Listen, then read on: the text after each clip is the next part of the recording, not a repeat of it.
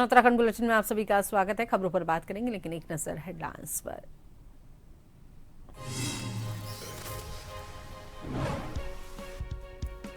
चारधाम यात्रा के लिए एसओपी होगी तैयार, सनातन में आस्था नहीं तो प्रवेश नहीं। सुगम यात्रा के लिए तैयारियां जोरों पर।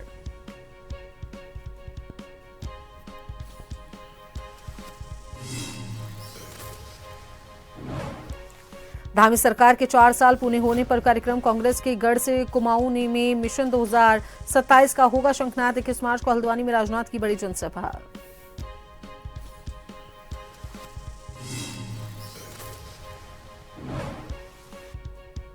मुख्यमंत्री पुष्कर सिंह धामी ने स्मारिका का किया विमोचन। सीएम ने प्रयास बेहतर कल के लिए दी बधाई। सचिवालय कर्मियों से खेल गतिविधियों में भाग लेने का किया आह्वान।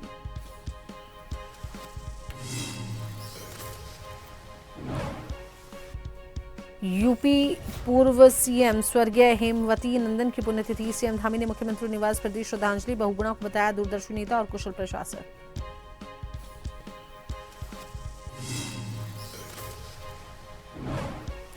लालको में आयोजित 4 दिवसीय किसान मेले का समापन। पूर्व राज्यपाल भगत सिंह ने की शिरकत। इस दौरान उन्होंने विश्वविद्यालय की सराहना।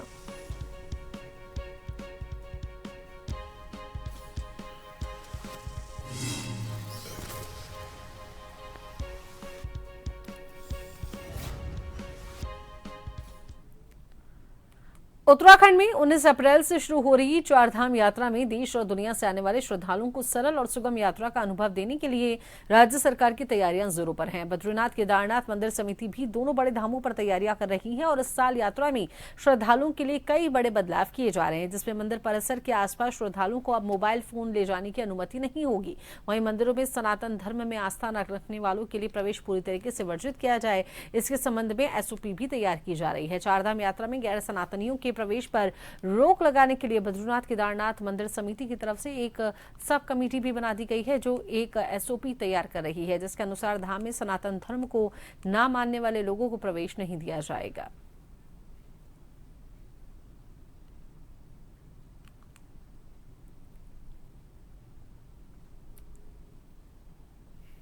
ये कोई नई व्यवस्था नहीं है, ये भारत की आत्मा है। हमारे जो धाम है, 4 धाम है, श्री बद्रीनाथ जी और केदारनाथ जी।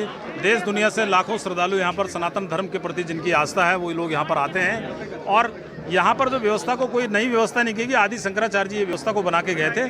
जिनका भी सनातन धर्म के प्रति आस्था है, जो सनातन धर्म के प्रति जो विश्वास रखते हैं, वो उनका स्वागत है। वो मंदिर परिसर में आए और गर्भगृह और मंदिर परिसर में हमने ये सब बोर्ड ने, वहाँ के हमारे जो तीर्थ पुरोहित हैं, वहाँ के हमारे जो हक हकूकदारी हैं, उन सब का इस पर ये विचार था कि यहाँ पर जो है कि गर्भगृह के अंदर और जो हमारा मंदिर परिसर के अंदर जो है कि गैर सनातनों के प्रति प्रवेश प्रतिबंधित होना चाहिए था। जो मैंने कहा है कि जिनकी सनातन धर्म के प्रति आस्था होगी वो वहाँ पर आएँ और वहाँ पर उनका स्वागत है। जिलाधिकारी चंपावत मनीष कुमार के द्वारा दिए गए निर्देशों के तहत अब रसोई गैस को निर्धारित डिलीवरी पॉइंट में बांटा जा रहा है। मंगलवार को लोहाघाट गैस सर्विस के द्वारा प्रबंधक उमेश सिंह के निर्देश पर क्षेत्र में पाटन पुल, पीडब्ल्यूडी कॉलोनी, बाड़ीगाड़ क्षेत्र तथा पेट्रोल पंप के पास उपभोक्ताओं को रसोई गैस का वितरण किया गया। गैस लेने के लिए लोगों की भारी भीड़ गैस सिलेंडरों के साथ डिलीवरी पॉइंटों में उमड़ पड़ी। गैस एजेंसी कर्मियों के द्वारा जिन उपभोक्ताओं के द्वारा रसोई गैस की बुकिंग की गई थी, उन्हें रसोई गैस के सिलेंडर उपलब्ध कराए गए। रसोई गैस उपलब्ध होने से उपभोक्ताओं ने राहत की सांस ली। तो वहीं गैस एजेंसी प्रबंधक उमेश सिंह और कर्मी अशोक मेहता ने बताया कि लोहाघाट के 4 डिलीवरी पॉइंटों में रसोई गैस का वितरण किया गया। उन्होंने ये भी बताया कि 2 वाहनों में 438 रसोई गैस के सिलेंडर और 50 सिलेंडर 5 किलो के उपलब्ध हुए हैं, जिन्हें विभिन्न डिलीवरी पॉइंट में वितरित किया गया है। गाड़ियाँ हमारे पास 2 प्राप्त हुई हैं, 234 और 204 की। इसमें 50 जो है 5 किलो के आए हैं DNSC के, और 270 सिलेंडर हमारे पाटन में बढ़ चुके हैं। बाकी 204 यहाँ है और 70 सिलेंडर हमने पीडब्ल्यूडी कॉलोनी भेजी है।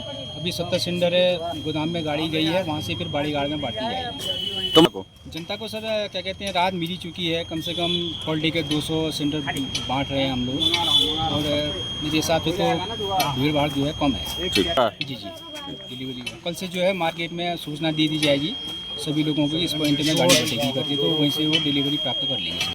मैं आपके चैनल के माध्यम से कहना चाहता हूं कि माननीय जिलाधिकारी जी ने जो दिशा निर्देश दिए उससे बहुत सुविधा यहां पर मिली हुई है। पाटन पाटनी में आज जो गैस गोदाम से गैस की गाड़ी आई है, इसमें लगभग 300 से ऊपर आदमी यहाँ पर पहुँचे हुए थे। और जहाँ तक मुझे उम्मीद है कि पूरे सभी लोगों की पूर्ति हो जाएगी। और मैडम द्वारा बताया भी गया कि अगर कमी होगी तो लगभग लोगों को हम दूसरी गाड़ी भी बुलाएंगे। हमें सरकार के इस सराहनीय प्रयास के लिए हम सरकार को बधाई देते हैं। उत्तराखंड में धामी सरकार के 4 साल का कार्यकाल पूरा होने पर हल्द्वानी में 21 मार्च को एक बड़ी जनसभा का आयोजन किया जा रहा है, जिसमें केंद्रीय रक्षा मंत्री राजनाथ सिंह हल्द्वानी पहुंच रहे हैं और इस जनसभा के जरिए भाजपा कुमाऊं की विधानसभा सीटों को साधने के साथ ही कांग्रेस के गढ़ को कमजोर करने की कोशिश करेगी, जो कुमाऊं के 6 जिलों में मिशन 2027 की शुरुआत भी होगी। बताया जा रहा है कि इस रैली में 1 लाख लोगों के पहुंचने की संभावना है, जिसके लिए तैयारियां की जा रही हैं। वर्तमान में हल्द्वानी विधानसभा सीट पर कांग्रेस का कब्जा है, जो कांग्रेस का गढ़ माना जाता है और पिछले 5 विधानसभा चुनावों में से लगातार 4 विधानसभा चुनाव कांग्रेस के पक्ष में रहे हैं। यानी कि केंद्रीय रक्षा मंत्री राजनाथ सिंह की 21 मार्च को कांग्रेस के इस गढ़ से बड़ी जनसभा, साथ ही भारतीय जनता पार्टी कुमाऊं क्षेत्र से मिशन 2027 का शंखनाद करेगी, जिसके लिए भारतीय जनता पार्टी के कार्यकर्ताओं और पदाधिकारियों को जिम्मेदारी दी गई है।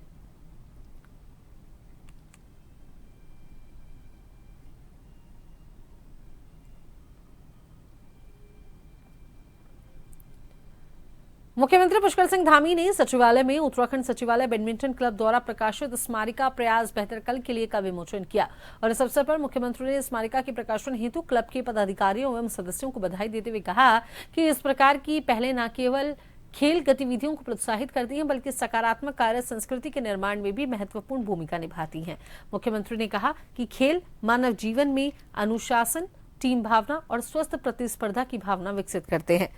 उन्होंने सचिवालय कर्मियों से नियमित रूप से खेल गतिविधियों में भाग लेने का आह्वान करते हुए कहा कि इससे शारीरिक एवं मानसिक स्वास्थ्य सुदृढ़ होता है, जिसका सकारात्मक प्रभाव कार्यकुशलता पर भी पड़ता है।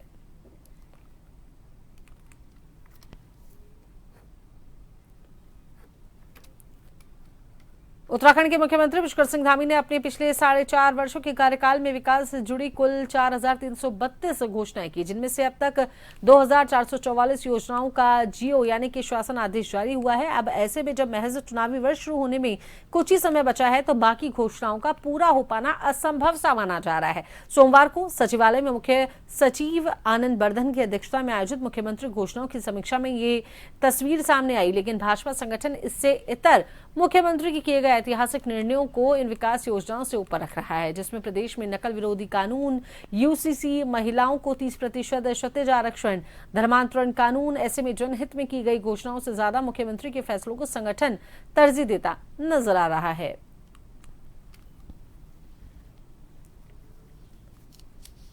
देखिए, ऐसा 50% काम नहीं कह सकते कि सिर्फ 50% काम ही पूरा हुआ है। मुख्यमंत्री जी के बहुत से फैसले ऐसे हैं जिसको पूरा धरातल पर देखा गया, जिसमें प्रमुखता के साथ अगर देखा जाए तो यूसीसी लागू करने वाला हमारा उत्तराखंड पहला राज्य बना है। उसके बाद महिलाओं को जो 30% क्षैतिज आरक्षण दिया जा रहा है, धर्मांतरण कानून है, नकल विरोधी कानून के आने के बाद से 27,000 से ज्यादा युवक युवतियों ने सरकारी नौकरी प्राप्त करी है। तो ये कहना एकदम अनुचित है कि मात्र 50% योजनाओं को धरातल पर लाया गया है। और महिला पोषण योजना जो है वो भी लगातार चल रही है। आप जगह जगह देख रहे होंगे कि मुख्यमंत्री जी की चलाई जा रही सभी योजनाओं को धरातल पर उतारा जा रहा है। तो ये पूरी तरह से अनुचित है कि मात्र 50% काम धरातल पर आया है और आने वाले समय में जो अभी थोड़ा सा वर्ष बचा है उसमें भी जितनी भी योजनाएं और रह चुकी है उसको भी धरातल पर पूरी तरीके से उतारा जाएगा। गोविंद बल्लभ पंत कृषि एवं प्रौद्योगिकी विश्वविद्यालय में आयोजित 4 दिवसीय 119वें अखिल भारतीय किसान मेले के अंतिम दिन कार्यक्रम में उत्तराखंड के पूर्व मुख्यमंत्री भगत सिंह ने गांधी हॉल में आयोजित समापन कार्यक्रम में शिरकत की। किसान और विज्ञान के बल पर निरंतर प्रगति कर रहे विश्वविद्यालय की उन्होंने सराहना की। इस दौरान बड़ी संख्या में अधिकारियों और कर्मचारियों के अलावा काश्तकार भी मौजूद रहे।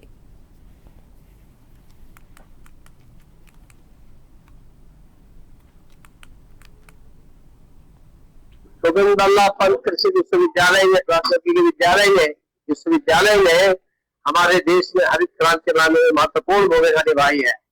आज भी लोग अंतर्गत डीडीसी के बीज की मांग करते हैं, तो एक प्रकार से इस विश्वविद्यालय ने हमारे देश में हरित क्रांति में योगदान दिया है। और आज ये हर फील्ड में, चाहे बी कीपिंग हो, चाहे मछली पालन हो, चाहे पशुपालन हो, चाहे खेती हो, हर क्षेत्र में ये अच्छा काम कर रहा है।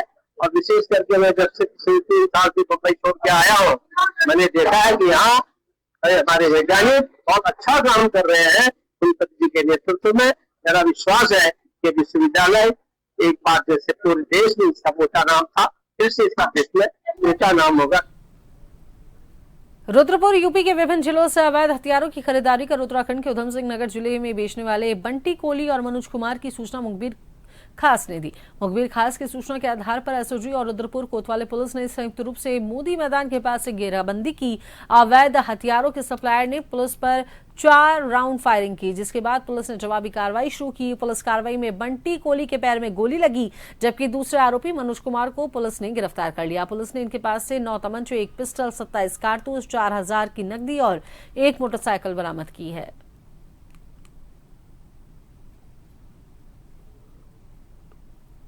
प्राप्त सूचना के आधार पर यह पता चला था कि जो अवैध शस्त्र जो पकड़े गए थे वो उनका सप्लायर जो है वो बंटी कोहली नामक एक व्यक्ति जो रामपुरा क्षेत्र का निवासी है वो है, और वो कल क्षेत्र में दोबारा असला सप्लाई करने के उद्देश्य से आ रहा है।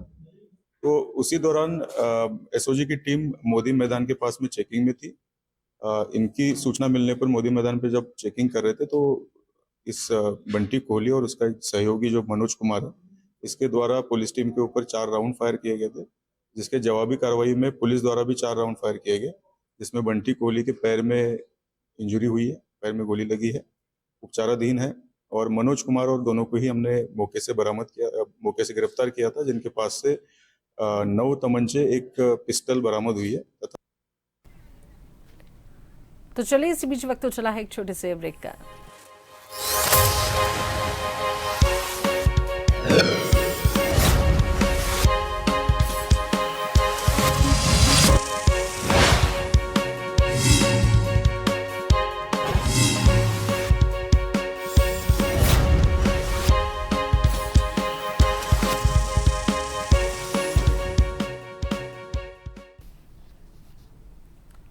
रिक्वेस्ट स्वागत है। चलिए खबरों पर बात करेंगे। बात कर लेते हैं रामनगर की। तो रामनगर हल्द्वानी मार्ग पर ग्राम छोई के पास सड़क दुर्घटना में काशीपुर निवासी 2 युवकों की मौत हो गई है। बता दें कि ग्राम खरमासा कुंडेश्वरी काशीपुर निवासी रोशनप्रीत और जसन द्वीप वाहन के पार्ट्स लेने मोटरसाइकिल से हल्द्वानी जा रहे थे। छोई के पास किसी अज्ञात कार ने चालक ने उनकी बाइक को टक्कर मार दी, जिसके बाद बाइक एक टेम्पो से टकरा गई। घटना में दोनों बाइक सवार गंभीर रूप से घायल हो गए और टेम्पो चालक मोहम्मद असलम गंभीर रूप से घायल हो गया। बाद में बाइक सवार दोनों युवकों की मौत हो गई।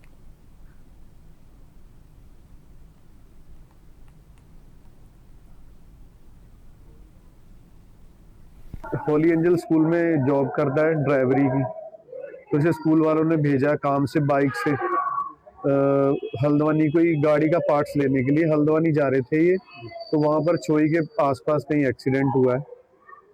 तो इसका जो मेरे चाचा का बेटा है उसका नाम जशन है, वो माँ बाप का अकेला लड़का है, ना उसकी कोई बहन है। और जो दूसरा लड़का है रोशन, वो पड़ोस के गांव का है। सर फोन आया था इसकी बहन जो ताऊ जी की बेटी को भी ऐसे ऐसे वारदात हो गई है, रामनगर हॉस्पिटल में आप जल्दी पहुंचो। हाँ जी सर, दोनों की डेथ हो गई मौके पर ही। सर हम चाहते हैं प्रशासन से, पुलिस प्रशासन से हम दरख्वास्त करते हैं कि जिस भी कार वाले ने ये दुर्घटना को अंजाम दिया है सर उसे पकड़ा जाए और उसके खिलाफ सख्त से सख्त कार्रवाई की जाए।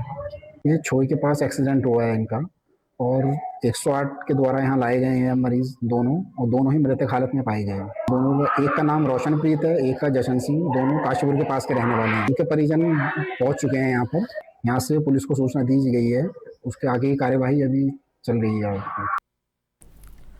उत्तराखंड विधानसभा के बजट सत्र के दौरान हल्द्वानी विधायक सुमित हृदय द्वारा क्षेत्र और प्रदेश के जनहित से जुड़े कई महत्वपूर्ण मुद्दों को मजबूती से उठाया गया।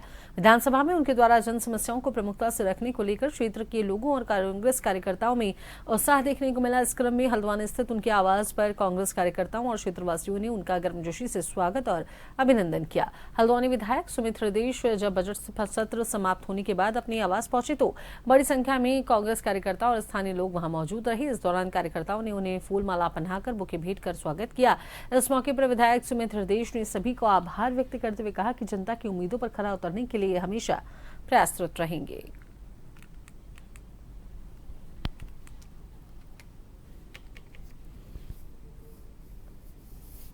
जनता का भी है, आशीर्वाद भी जनता का, और जितने यहाँ लोग हैं और ये जितने हल्द्वानी वासी हैं वो सब एक परिवार है। यही उस धारणा से, उस प्यार से, उस विश्वास के साथ मैं भी जाता हूँ वहाँ पे कि मैं अपने परिवार की आवाज़ उठा रहा हूँ, मेरा परिवार का आशीर्वाद मेरे साथ है। तो ये बहुत बड़ा आशीर्वाद है और मैं बड़ा सौभाग्यशाली हूँ कि मेरे को इतना लोग आशीर्वाद देते हैं। और बात पक्ष विपक्ष की नहीं है, जब बात आती है हमारे क्षेत्र की, हमारे प्रदेश की, तार्किक तौर पर जो ज्वलंत मुद्दे हैं उन्हें उठाना हमारा फर्ज है, चाहे हम सत्ता पक्ष में हो चाहे विपक्ष में। और ये आप इतिहास भी अगर देख लेंगे, कोई कभी ऐसा नहीं रहा कि हमारी सरकार भी थी तो हमने कोई विषय नहीं उठाया। जनता के हित के और हल्द्वानी वासियों के हित के विषय हमेशा उठते भी रहेंगे और उनके लिए कार्य भी लगातार करते रहेंगे। देखिए, हमारे क्षेत्र में जो है काफी समस्याएं हैं और उन समस्याओं को हमारे विधायक क्रमवार वहां पर उठा रहे हैं और क्षेत्र की हर समस्या को, एक एक समस्या को लेकर चल रहे हैं। और भविष्य में भी हमें ये उम्मीद है कि हमारे विधायक हमारे इस कामों को उठाएंगे। अगर जब आवाज उठेगी तो उस आवाज को सुनने वाला कोई न कोई होगा। अभी नहर के किनारे में आप लोगों ने देखा होगा कि एक पांडे जी की डेथ हुई गाड़ी से दबके, तो विधायक जी ने वहां पर जब आंदोलन किया तो आज वहां पर वाइनबे गाड़ियां चल रही है और पुलिस बराबर वहां पर खड़ी रह रही है। इसी चीज को लेकर चाहे वो स्टेडियम का मामला हो, चाहे अंतर्राष्ट्रीय बस अड्डे का मामला हो, चाहे वो यहाँ पर नुजुल भूमि का मामला हो, हम तो यही कहेंगे हमारे विधायक जी जो वहाँ पर बोल रहे थे, हमें इतनी ताकत लग रही थी, हम तो यही सोच रहे थे कि कहीं मैडम, बिल्कुल मैडम बोल रही है। और हम तो बिल्कुल अपने टीवी के आगे से ही खड़े हो जा रहे थे कि सुमित हृदय जिंदाबाद के नारे भी लगा दे रहे थे कि जो उन्होंने हर मुद्दे में, चाहे कहीं भी हो, हीरानगर हो, मैंने देखा सभी जगह तुम्हारे दमुआ ढूंगा और उनके बारे में जो भी वो कह रहे थे, मतलब हम तो बिल्कुल उनके पक्ष में हैं। और हम कहते हैं ऐसा विधायक हमें शायद कभी ना मिलेगा, ना आए आज तक आए, ना मिलेंगे। और आने वाले भविष्य में भी हम कह रहे हैं कि उन्हीं को ही विधायक बनाया जाए। रुड़की तहसील परिसर आज एक ऐतिहासिक पहल का गवाह बना, जहां कॉर्पोरेट सामाजिक उत्तरदायित्व के तहत वी मार्क इंडिया लिमिटेड द्वारा स्थापित आधुनिक कंप्यूटर लैब का भव्य लोकार्पण किया गया। इस मौके पर जिलाधिकारी हरिद्वार मयूर दीक्षित, आईआईटी रुड़की के निदेशक प्रोफेसर के पंत और कंपनी के प्रबंध निदेशक विकास गर्ग ने संयुक्त रूप से फीता काटकर इस डिजिटल पहल की शुरुआत की। ये लैब खासतौर पर सरकारी स्कूलों के छात्रों, विशेषकर बालिकाओं को तकनीकी रूप से सशक्त बनाने की दिशा में एक बड़ा कदम माना जा रहा है। कार्यक्रम के दौरान जिला प्रशासन और आईआईटी रुड़की के बीच एक महत्वपूर्ण एमओयू पर भी हस्ताक्षर हुए हैं, जिसके तहत अब सरकारी विद्यालयों के छात्रों को कंप्यूटर और आर्टिफिशियल इंटेलिजेंस जैसी आधुनिक तकनीकों की उच्च स्तरीय शिक्षा दी जाएगी। खास बात यह है कि आईआईटी के अनुभवी प्रोफेसर खुद बच्चों को प्रशिक्षण देंगे और कोर्स पूरा होने पर प्रमाण पत्र भी प्रदान किया जाएगा।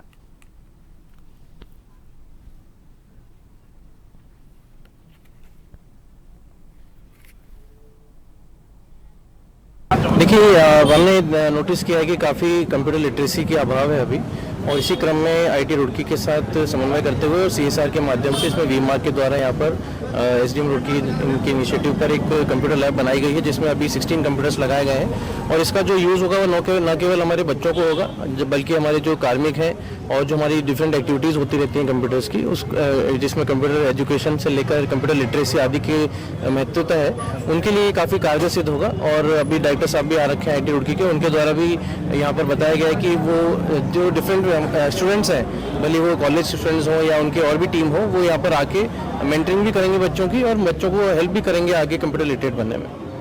किस तरह से कम्युनिटी से कनेक्ट हो, और जो एजुकेशन का जो रियल मीनिंग है, आजकल जैसे नए टूल्स आ गए हैं, आर्टिफिशियल इंटेलिजेंस है, मशीन लर्निंग है, डेटा साइंस है, तो बहुत सारी चीज़ें ऐसी हैं जो हमें छोटे छोटे स्कूलों में बच्चों तक पहुँचानी है, क्योंकि जब तक साइंस आम जनता तक नहीं पहुँचेगी तब तक उस साइंस की कोई वैल्यू नहीं है। तो उसी उद्देश्य को ध्यान में रखते हुए जो 16 कंप्यूटर आज लगाए गए हैं, वी मार्क प्राइवेट के सपोर्ट किए हैं, तो आईआईटी रुड़की इसमें पूरी तरह से सपोर्ट करेगा बच्चों को एजुकेट करने में। रुड़की के बिजौली में स्थित बिजौली गैस एजेंसी के मालिक परवेज आलम के मुताबिक उनकी एजेंसी पर गैस किसी तरह की कोई किल्लत नहीं है। सभी लोगों को बकायदा बुकिंग के आधार पर गैस उपलब्ध कराई जा रही है। उन्होंने ये भी कहा है कि गोदामों में पर्याप्त मात्रा में गैस उपलब्ध है और हर उपभोक्ता के घर जाकर गैस उपलब्ध कराई जा रही है। इसलिए कोई भी उपभोक्ता अफवाहों पर ध्यान न दे और अपनी बुकिंग ऑनलाइन या फिर व्हाट्सएप और या फिर मैसेज करके भी करा सकते हैं, इसलिए परेशान ना हो। वहीं सरकार द्वारा 45 दिनों के ऑप्शन को लेकर भी उन्होंने कहा कि जल्द ही इस ऑप्शन को धीरे धीरे समाप्त कर दिया जाएगा।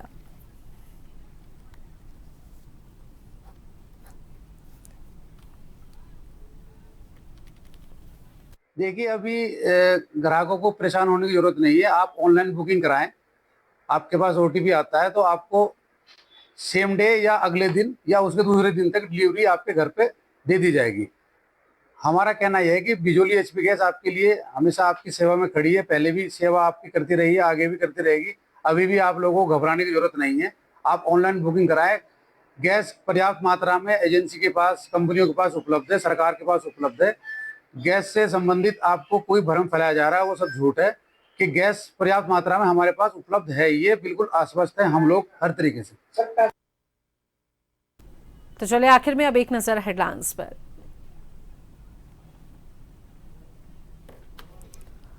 चारधाम यात्रा के लिए एसओपी होगी तैयार, सनातन में आस्था नहीं तो प्रवेश नहीं, सुगम यात्रा के लिए तैयारियां जोरों पर।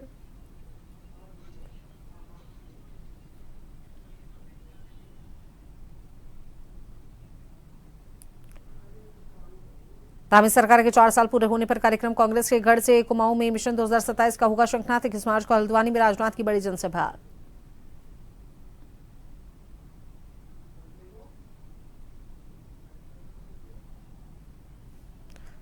मुख्यमंत्री पुष्कर सिंह धामी ने स्मारिका का किया विमोचन, सीएम ने प्रयास बेहतर कल के लिए दी बधाई। सचिवालय कर्मियों से खेल गतिविधियों में भाग लेने का किया आह्वान।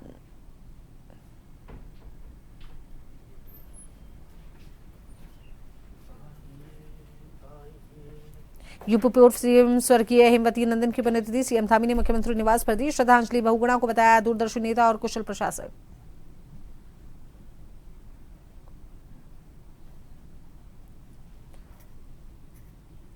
लालकुआ में आयोजित 4 दिवसीय किसान मेले का समापन, पूर्व राज्यपाल भगत सिंह ने की शिरकत। इस दौरान उन्होंने विश्वविद्यालय की सराहना।